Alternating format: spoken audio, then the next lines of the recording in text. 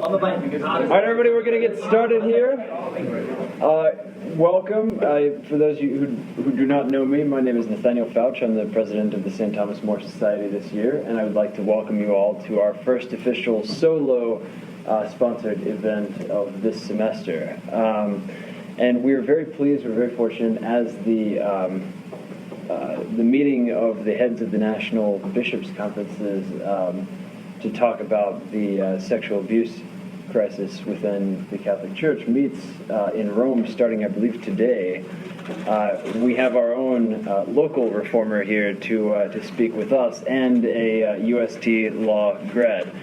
So we scheduled this for the feast of St. Peter Damian, who was a great 11th century reformer in leading efforts to respond to the Church's crisis of sexual abuse back then. So as we know, the Church is a human institution and is always trying to be more true to her mission, and this is why what we are called to do is to help guide her to that. And so it's an honor and a privilege to know Chris, who is someone who has done a fantastic job, excellent work in leading the young adult response to the crisis in our own archdiocese, and I will let him tell you about that, but thank you all for coming, and please enjoy.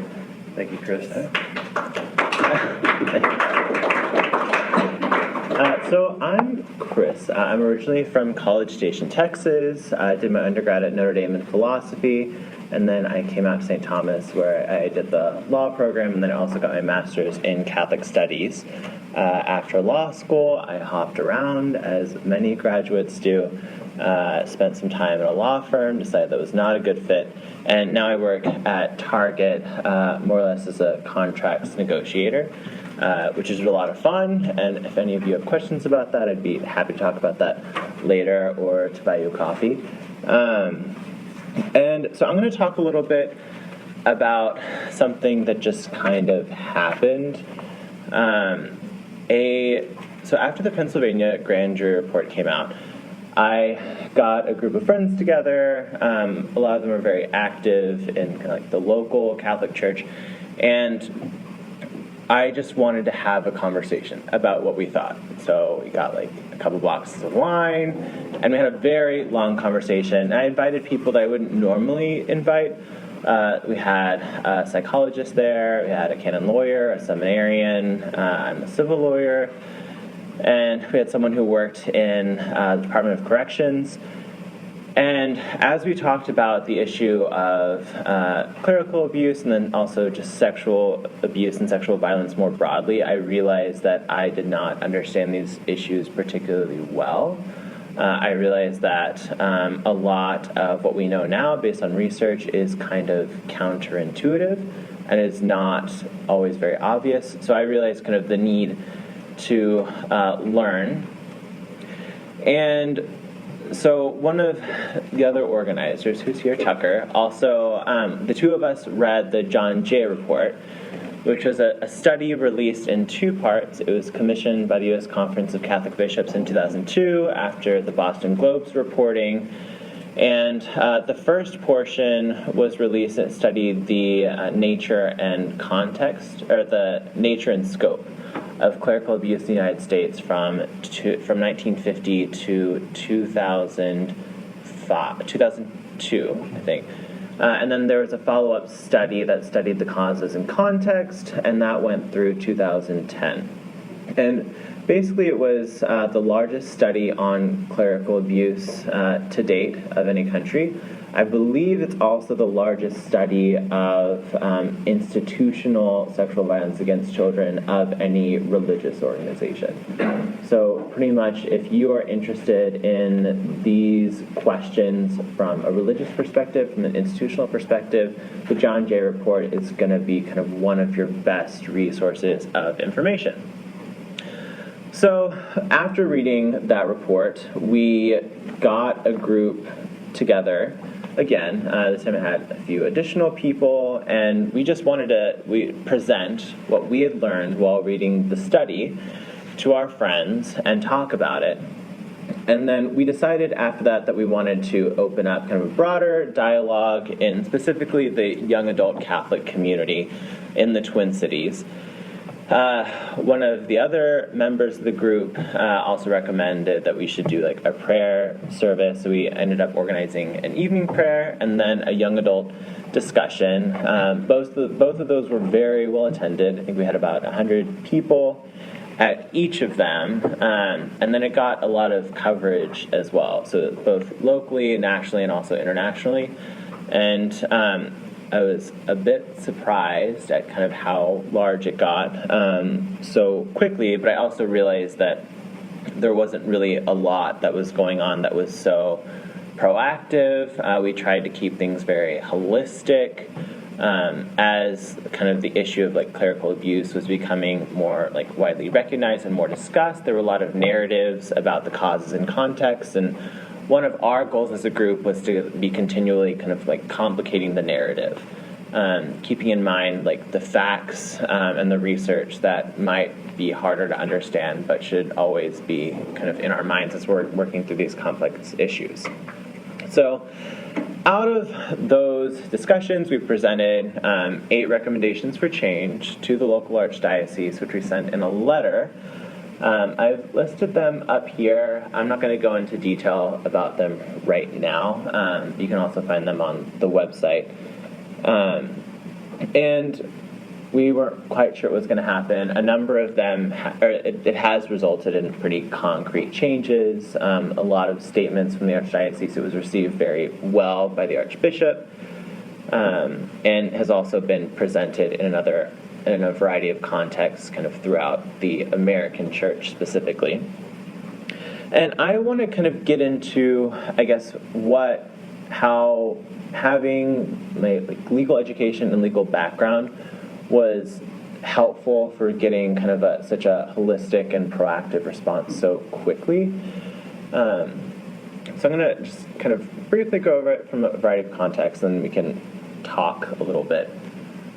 So one of the things that I realized as a professional pretty early on, especially in the clinic setting, is the need to ask a lot of questions, to assume off the bat that you don't have all of the information, and to assume that you probably will get blindsided somewhere down the road. So you need to be continually doing information gathering. One of the things, so before organizing, we made sure to have a lot of conversations. Because I remember one of my Catholic Studies professors once told me, he said, monsters are born large. So you want to start small and kind of build organically. So we had like those 2 group meetings. We had the like large young adult discussion, which for the group that was in attendance was largely an opportunity for them to just share what they think and get it out there. But for our leadership team, it was intake. The goal was to get as much information from people as possible, to get as many ideas as possible, so that we could go on later and discuss them and discuss what that means. Discuss kind of the variety and the diversity of the Twin Cities young adult Catholic community and what that might mean for how we're going to respond to these questions. Met a lot of people for coffee, had a lot of one-on-one conversations. So that was a really, really important part of it. Another part that was really important was doing research. So in a religious context, the tendency is to always be abstract, to kind of like go for like the dream. What is the ideal situation? But one of the things that a legal background will help you to understand is that there are practical limits to what you can do in any situation. And also, like, you need to like think in steps. You can't just think about the end goal in mind. You have to understand what's going on in the context of law, policy, and process. So one of the things that I did was I researched the like diocesan laws. I think a lot of people aren't aware that like the church has laws that are governing how it works locally. We also looked into like kind of broader civil laws and how that might impact any change that we're proposing. And one of the things that I was really worried about, and that was actually impressed upon me by a survivor of clerical abuse that our group hosted last week, She said that it doesn't just take malice to harm, you can also harm by incompetence. And that's particularly true in the legal profession. One of the things that was impressed upon me is that, there are a lot of young, zealous lawyers, for example, that want to get involved in immigration. But if you don't properly understand the process, it is very, very easy to put someone in a worse situation than they were in before. So it's really, really important that you kind of understand the playing field. And then another thing that we did was we tried to bring in experts. So certainly our group was comprised largely of professionals. So we had the psychologists, we had a couple of public health professionals, we had canon lawyer, civil lawyer. Especially after we drafted the letter had a number of iterations. Because after I wrote it, I started sending it out to people who worked in these areas. I sent it out to people who used to work in the chancellery and asked for their opinions. And some of the things that they said were that this is great, these are all good things to do, but no one's going to pay attention to X, Y, and Z. If you want to make changes in this area, you should also be thinking about this. And then they also helped me to understand the difference between policy and practice when it comes to an institution. So an institution may have policies and you may want to try to change those policies, but if the institution doesn't actually implement those processes, then really you need to be thinking in other terms. You need to be thinking, how can I impact practices that are happening? And that's something certainly that's been helpful for me as I've been drafting policy in my job. And then kind of the last thing came a little bit more out of my business experience. But whenever you're kind of pushing for change, you don't ever want to say, I want change. If that's what you're asking for, then people can kind of do anything and say that, okay, you've achieved your goals, we've heard you, we've done it. What you really want to do is push for concrete, specific, and actionable items. So when we wrote our letter, that's why we had 8 specific pieces. And they were very, very specific. We asked for changes to specific parish finance council policies. We asked for changes to the Constitutional Assignment Board, which is the board that the Archdiocese uses to put priests in parishes. And we wanted to make sure that we were as specific as possible. And it sounds pretty nominal. It kind of is. But it was in some ways I kind of thought of it as a challenge. It's a way of measuring whether or not those in authority are actually listening, or whether they're just going to kind of dismiss you or say, well, we're doing things, you don't need to worry about it. We presented kind of 8 things, and you can check them off or you can't. So that's more or less what we did. I know I went through that kind of quickly. So does anyone have any questions or other things you want to talk about related to this? I know there's a lot that you could cover. Yeah. I'm just curious, as far as sending out those recommendations for change and everything, how did you guys build up your credibility to where they should even want to listen to you? Yeah. So actually, okay, these are the changes we want, but why should we listen to you? Yeah, well, for one thing, so we had already had the 2 events, and they were covered constantly, so they were everywhere. If you were at all aware of what's going on in the Archdiocese, you couldn't ignore kind of the group. And the other thing too was that we had about 100 signatures on the letter. So when you get something of that size, it's hard to ignore. The other thing too is I got the advice that the Chancellor receives a lot of letters from angry Catholics. That is very common. And when they start reading the letter, usually, they instantly realize that the person has no idea how the Chancellery operates. And so for us, we wanted to very clearly clearly put out that we'd done our research. So we cited their policies, we cited how things happen, and I think that actually made a big difference. Just kind of making it clear that you know what's going on. I think those pieces all helped. Yeah. What was some of the resistance or roadblocks that you met along the way that you weren't Well, I mean, when we wrote the first draft of the letter, I thought it was great. I thought it was ready to go. And then I sent it to someone who had worked in this area, and she just said, like, on a couple of points, she said, like, these things literally don't matter. Like, it's nice you're asking for this, but this will never happen because of this reason. Or you're kind of like, you're missing the ball on this one.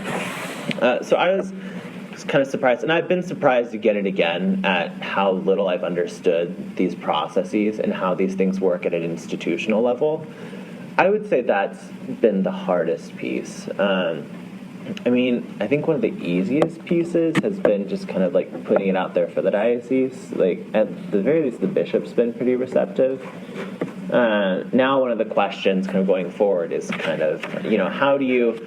I don't think that we'll ever be able to maintain the momentum that happened at the beginning, because it was just, part of it was just a big timing thing.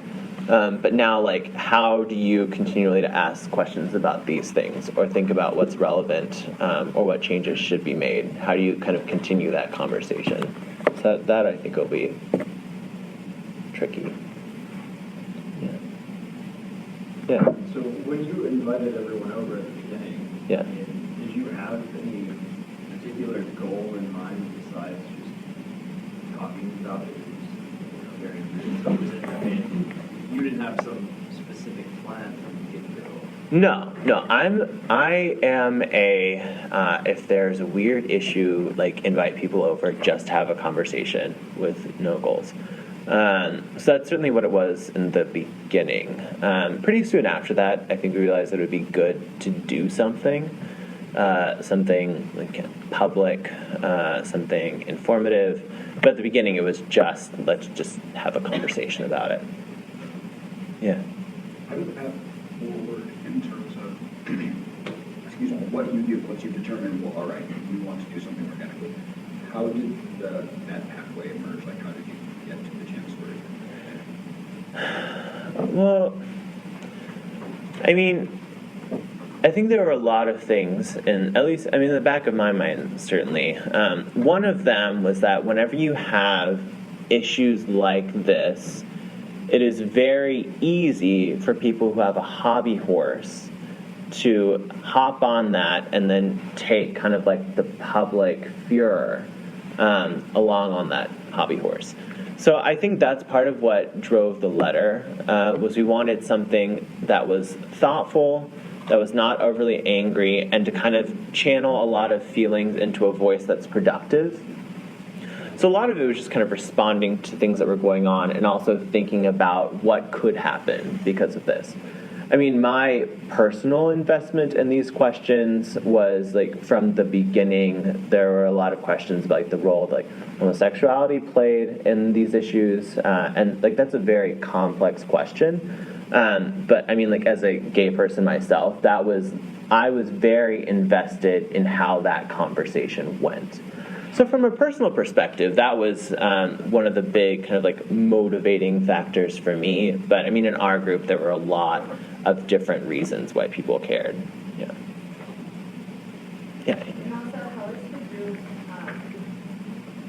dealt with the masses and being uneducated and just not really knowing a lot about, let alone the whole, all the policies and structure of the chancellery, but even the issues themselves for the archdiocese has been what the archdiocese has done, the complexity of these issues that you're touching on. How has this group helped or tried to address that? Yeah, a lot of it's been, I think, like through the blog. So I've been trying to put out good information there.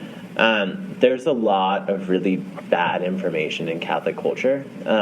It's actually kind of amazing to me. But I also realized, in the process of this, I also realized how ill-equipped I was to really, do information intake. So, for example, there was a study published by, a fairly well-known NGO called the Ruth Institute, and it was a study written by a sociologist from CEA named Paul Sullins. And he'd done some work in the issue of sexuality in the past, but the study reported an extremely high correlation between more or less like homosexual persons in the seminary and the priesthood and incidents of abuse. And my perspective on studies and research is like, you just take the information, like whether you like it or you don't, like if it's well like founded information, you take it and you think about what you do. You know, because it's data and you can't deny the data. So I read the study and I was like, okay, so we need to think about what to do about this. Then I had a friend who is an actuary take a look at the study. And he said that actually from a statistical perspective, it's incredibly, incredibly problematic. And basically every part of the study is incredibly misleading in its use and representation of the numbers. And I mean, that just kind of amazed me and really, like, again, impressed upon me the importance of bringing in people who actually understand how these sorts of things work. I mean, and the same thing, like, no one understands what a statute of limitations means, you know, and that's why, like, we need to be involved as attorneys, and that's why, you know, I think that there are so many, like, weird, random legal questions that you think wouldn't necessarily impact these issues, that only lawyers would be aware of. So it's very important that, like, attorneys also be involved in these questions. Yeah. When you research into canon law and philosophy of policy, you find that there are areas of insufficiency with regard to imposing accountability or that canon law being rigorously enforced in the truth. Yeah. Well, so those are kind of two separate questions. So, I mean, canon law isn't my shtick, but I will tell you my understanding of it. So, I mean, there are ways to address a lot of these issues in canon law. Canon law has not always been implemented as rigorously as it could be to address these issues. Part of that is a money thing. Part of that is if you're going to pursue these things from a canon law perspective, you need to be able to hire canon lawyers, and you need to be able to staff the procedures to address these issues. So part of that is a money issue. I mean, fortunately, our archdiocese can afford to hire a number of canon lawyers. They don't specialize in these issues because they're all very busy working on annulments. But I mean, certainly a smaller diocese would be less equipped to handle these things from a canonical perspective. When it comes to kind of like diocesan law and policy, those are things, often they're drafted within the chancellery and then implemented by the bishop. And the bishop has a fair amount of leeway, not total leeway, but a fair amount of leeway in terms of how he structures those policies. And they're not strictly necessary. And one of the messages that I got that I think Catholics were getting from a lot of bishops and a lot of leaders in the church was, we can't do anything about this. We're stuck, we have no power, these are other bishops, and that's just false.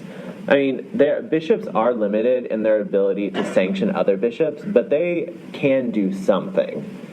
And I think that they just weren't thinking about that. You know, I mean, like, we are 8 lay people who have never set foot in a chancellery office, and we came up with a list of 8 recommendations. You know, there's no reason why dioceses couldn't be doing these things on their own, but they're not thinking creatively about these problems. And so, I mean, one issue was that we looked at was, like, the assignment of priests in the parishes.